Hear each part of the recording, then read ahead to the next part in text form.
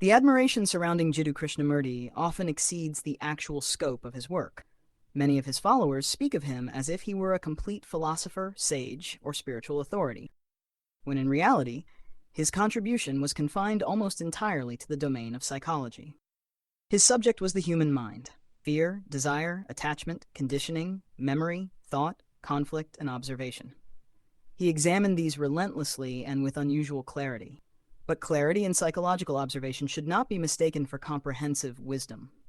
A philosophical system, whether Eastern or Western, attempts to address a wide range of questions. It asks not only how the mind functions, but what reality is, what knowledge is, what constitutes truth, what the nature of existence may be, whether there is a self, what consciousness ultimately is, how ethics should be grounded, what the purpose of life is, and how individual experience relates to the cosmos. Great philosophical traditions build interconnected frameworks that attempt to answer these questions. They create a body of knowledge through which wisdom can develop. Krishnamurti did not do this. He rejected systems, doctrines, methods, metaphysics, scriptures, authorities, and traditions. As a result, he never developed a coherent philosophy in the classical sense. Instead, he repeatedly returned to the same psychological inquiry: the movement of thought and the possibility of freedom from conditioning. While this inquiry may be valuable, it remains only one dimension of human understanding. The problem arises when psychological insight is elevated into a complete worldview.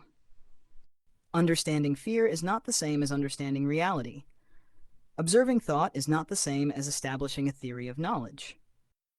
Being aware of conditioning is not the same as answering questions about existence, consciousness, causation, ethics, or ultimate truth.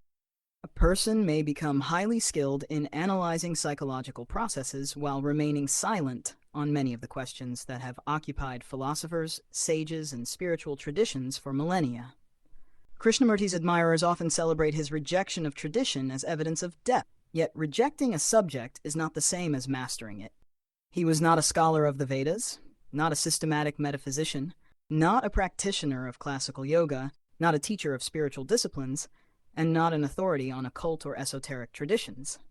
He simply chose not to engage those domains. Consequently, his silence on them should not be mistaken for transcendence of them. Wisdom traditionally implies breadth as well as depth. It requires engagement with multiple dimensions of human inquiry: psychology, metaphysics, ethics, ontology, epistemology, spirituality, and the nature of reality itself. A thinker who focuses exclusively on one dimension may achieve brilliance within that domain, but that does not automatically qualify him as a complete philosopher or sage. Krishnamurti's legacy is therefore best understood as a radical form of psychological investigation rather than a comprehensive philosophy of life.